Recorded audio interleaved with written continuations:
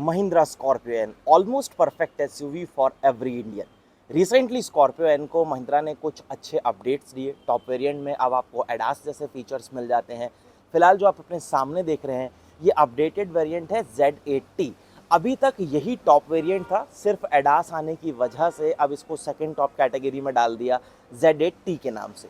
20,69,000 rupees इस car का एक शोरूम प्राइस है। अगर आप डीजल विद मैनुअल ट्रांसमिशन के साथ लेते हैं, पेट्रोल में 40,000 रुपीज़ इससे सस्ता पड़ेगा आपको। डिटेल से बात करेंगे कि Z8T वेरिएंट क्यों वैल्यू फॉर मनी है और क्या कुछ फीचर्स आपको ऑफर करता है। अगर आप टेक्निकली देखें तो टॉप वेरिएंट Z8L से सिर्फ एक फीचर है जो यहाँ पर आपको नहीं मिलता, वो एडास ऑटोनॉमस लेवल 2। बाकी सब कुछ आपको दिया गया है। सोनी का premium music system, electronic parking brake यहाँ पर ऐड हो गया है, तो काफ़ी अच्छा वेरिएंट हो जाता है अगर आप इस वेरिएंट को भी चूज़ करते हैं। और आपको अगर एडास नहीं चाहिए तो परफेक्ट है फिर आपके लिए। चलिए अब डिटेल से बात करते हैं। सबसे पहली चीज़, स्कॉर्पियो एन अपनी वो दमदार रोड प्रेजेंस रखती है, वो माहौल सेट करती है रोड के ऊपर जो एसयूवी से लोगों को उम्मीद होती है। सामने देखेंगे तो सिक्वेंशियल में टर्न सिग्नल आपको मिल जाते हैं, डीआरएल्स नीचे आएंगे, एलईडी में फॉग लैंप्स आते हैं, फ्रंट पार्किंग सेंसर आते हैं और एलईडी में ही आपको हेडलैम्प्स का सेटअप मिलेगा। क्रोम की हाईलाइट जिस तरीके से रेडिएटर ग्रिल के ऊपर है वो अच्छी लगती हैं। बीच का पोर्शन आपको मैट ब्लैक फिनिश के साथ मिलता है। सेम लोअर ग्रिल भी आपको जो है वो मैट फिनिश के साथ दी गई है और नीचे स्किड प्लेट जो है वो डेफिनेटली मिल जाती है। स्कॉर्पियो एन का हुड काफ़ी बड़ा है, लेंथ में लंबा है, तो जिस वजह से शार्प क्रीजेस वगैरह क्लियरली विजिबल होती है और गाड़ी को वो एक बल्कीनेस मिलता है जो एक स्कॉर्पियो एन को वो स्कॉर्पियो वाली पूरी प्रोफाइल डिलीवर कर देता है। साइड में अगर आप आएंगे तो आपको यहाँ पर मिलते हैं 18 इंचेस के अलॉय व्हील, 6 एयरबैग, चारों व्हील में disc brake, ABS, EBD, hill descent control, ऐसे सारे सेफ्टी फीचर्स आपको स्कॉर्पियो एन में मिल जाते हैं। उसके बाद फ्रेमलेस वाइपर आते हैं। अब इसका एडवांटेज ये है, थोड़े से कॉस्टली ज़रूर होते हैं ये, लेकिन ये आपकी स्क्रीन को काफ़ी अच्छे से साफ़ करते हैं और दूसरी चीज़ इसकी लाइफ भी थोड़ी सी बेटर होती है। फिर यहाँ पर बॉडी कलर ORVM है, टर्न सिग्नल इसी के ऊपर आएगा, आप इन्हें इलेक्ट्रिकली एडजस्ट एंड फोल्ड कर सकते हैं। रूफ रेल्स आ जाते हैं। ये जो आप वाइजर्स देख रहे हैं ये एक एसेसरीज़ का पार्ट है। बाकी डोर बेस पर इस तरीके से डोर हैंडल्स पर क्रोम के जो बेस है वो आपको ज़रूर मिलता है। बैट लाइन जो है वो भी आपको यहाँ प्रॉपर क्रोम की हाईलाइट के साथ मिलती है। स्कॉर्पियो एन की अगर आप पूरी प्रोफाइल का एक अच्छा आइडिया लेना चाहते हैं ना इसकी प्रेजेंस का, तो वो आपको साइड से गाड़ी फील कराती है। यहाँ से आप अगर आप चेक करो तो बहुत ही ज़बरदस्त रोड प्रेजेंस से आपको गाड़ी देती है। फिलहाल क्लाइडिंग्स वगैरह वो बहुत सुंदर लगती हैं। ये डीजल के साथ है और पावर्ड विद एड्रोनॉक्स, वो 8 इंचेस वाला ही सिस्टम आपको मिलता है, तो यहाँ मेंशन किया गया है डीजल है तो DEF टैंक जो है वो भी आपको यहाँ पर मिल जाएगा और टैंक की कैपेसिटी लगभग 57 to 60 लीटर के बीच की रहती है। एलईडी में आपको पीछे टेल लैंप्स मिलते हैं, अगेन सिक्वेंशियल में टर्न सिग्नल मिल जाएगा। कीलेस एंट्री के लिए रिक्वेस्ट सेंसर जो है वो आपको पीछे डोर पर दिया गया है। Wiper, washer, defogger, high mounted stop lamp, spoiler अच्छा लगता है, शार्क फिन एंटीना वो भी आपको मिलेगा। ये जो आप हाईलाइट देख रहे हैं क्रोम की, ये एक एसेसरीज का पार्ट है। स्कॉर्पियो एन का यहाँ पर एम्बलम जरूर मिलेगा आपको। कैमरा यहाँ दिया गया है, क्वालिटी में अभी आपको इसकी चेकआउट कराता हूँ। पीछे रिवर्स लैंप, रिफ्लेक्टर, वो क्रोम का विंग आपको मिल जाता है। पार्किंग सेंसर है, स्किट है, स्पेयर व्हील आता है तो वो आपको यहाँ इस तरीके से नीचे जो है वो विजिबल हो जाएगा। एक बार मैं पहले आपको यहाँ से स्पेस चेक करा देता हूँ। ये मैटिंग वगैरह तो डेफिनेटली एसेसरीज का पार्ट है। बाकी अगर आपको स्पेयर व्हील डाउन करना है तो आप यहाँ से कर पाएंगे। बेसिक टूल किट वगैरह यहीं पर रखी हुई है। थर्ड रो में भी आपके पास यहाँ पर एडजस्टेबल हेडरेस्ट जो है वो यहाँ पर मिलते हैं और वो 3 पॉइंटेड सीट बेल्ट्स के साथ आपको मिलेंगे। अभी इसकी बात करेंगे जब हम कैबिन में चलेंगे। ये पूरी ट्रिम आपको हार्ड प्लास्टिक से कवर्ड मिलती है।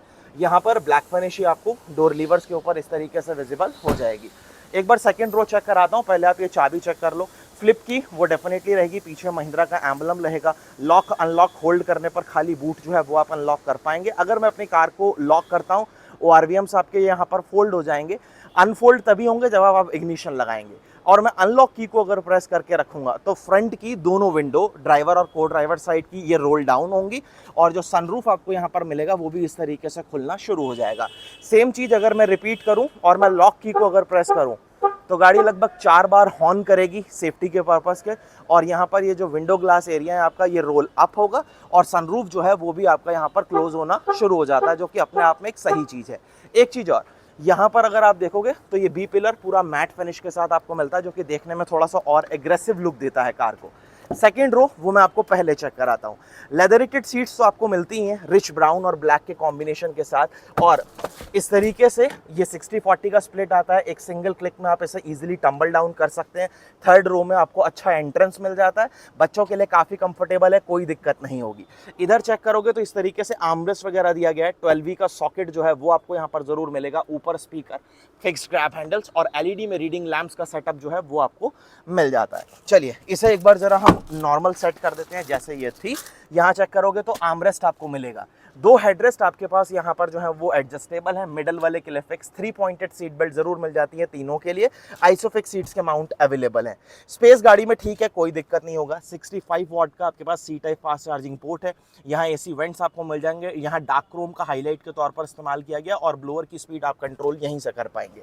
फिर अगर आप डोर्स की बात करेंगे तो सबसे पहली चीज़ ये पोर्शन लेदरेटेड है। बाकी जो आप ब्राउन टोन देख रहे हैं वो पेंटेड पार्ट है। ग्लॉसी फिनिश, पावर विंडो के बटन के ऊपर प्रॉपर मार्किंग है। डार्क क्रोम अगेन आपको लीवर्स में मिलती है। अच्छे ग्रैब हैंडल्स यहाँ पर जरूर आपको मिल जाते हैं। स्कफ वगैरह सब प्लास्टिक की हैं, यहाँ कहीं भी मेटल का इस्तेमाल नहीं किया गया। ये फुटरेस्ट वगैरह आपको वो जरूर मिलते हैं। अब ड्राइवर साइड पर एक बार स्विच होते हैं। यहाँ पर आपको क्या कुछ मिलता है वो सारी चीज़ें मैं आपको एक बार यहाँ से दिखाऊंगा। ड्राइवर साइड में भी आपको कीलेस एंट्री के लिए रिक्वेस्ट सेंसर वो ज़रूर मिलेगा। यहाँ चेक करो, चारों पावर विंडो के कंट्रोल, ड्राइवर साइड वाली डेफिनेटली ऑटो रहेगी। सेफ्टी लॉक आ जाएगा। ORVM को आप इलेक्ट्रिकली एडजस्ट एंड फोल्ड जो है वो कर पाएंगे। सोनी का आपको सिस्टम मिलता है 8 इंचेस की स्क्रीन के साथ। तो 4 स्पीकर, 4 ट्विटर, ऊपर 2 वूफर, एक सब वूफर, यानी 10+1 का सेटअप जो है वो आपको मिलेगा। लंबार सपोर्ट आ जाएगा। इलेक्ट्रिक एडजस्टमेंट जो है वो आपको यहाँ पर मिलेगा। आगे की दोनों सीट्स जो है वो आपको वेंटिलेटेड मिल जाती हैं। फ्रंट के पार्किंग सेंसर्स अगर आपको ऑफ करने हैं या ऑन करने हैं वो आप यहाँ से ऑपरेट कर पाएंगे। 3 लेवल की हेडलाइट लेवलिंग वो आपको मिलेगी। तीनों पैडल के पास स्पेस अच्छा है। फुटरेस्ट है, यहाँ भी मैटिंग वगैरह डली हुई है और ये एसेसरीज का पार्ट है। ये पोर्शन जो आप देख रहे हैं ये सब सॉफ्ट टच के साथ है। डार्क क्रोम और engine start and stop button जो है वो आपको मिलेगा। इस तरीके से ग्रैब जरूर है ताकि आप इसे होल्ड कर कर अंदर आसानी से एक्सेस कर पाएं। यहाँ चेक कर रहे हो ये स्कॉर्पियन जो मेंशन किया गया, ये स्कफ लगाया है, ये भी एक एसेसरीज का पार्ट है।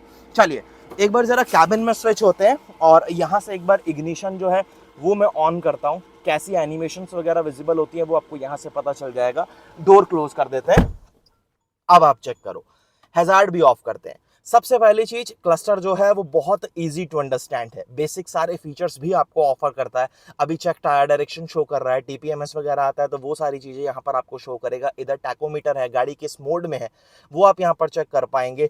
इधर आपको स्पीडोमीटर मिलता है। कुछ भी अगर आपको एडजस्ट करना है तो यहाँ आपको कंट्रोल्स दिए गए हैं। आपकी drive info, fuel info, vehicle info, digital speed, navigation, settings, basic सब चीजें आप यहाँ पर आसानी से ऑपरेट कर पाएंगे, कोई दिक्कत नहीं। क्रूज कंट्रोल यहाँ पर आपको मिलेगा। अभी ये एडेप्टिव नहीं है। अगर एडेप्टिव क्रूज कंट्रोल आपको मिलेगा जो एडास वाला वेरिएंट है वो इससे 60,000 रुपए महंगा आएगा। इधर आपको इस तरीके से महिंद्रा का लोगो और ये स्टीयरिंग व्हील पूरी तरीके से लेदर रैप है। अच्छा पकड़ने में फील आपको जरूर देता है। ये टेलीफोनिक और मल्टीमीडिया कंट्रोल्स मिलते हैं। स्टीयरिंग में अगर आप एडजस्टमेंट चेक करेंगे तो केवल टिल्ट, टेलीस्कोपिक नहीं आता।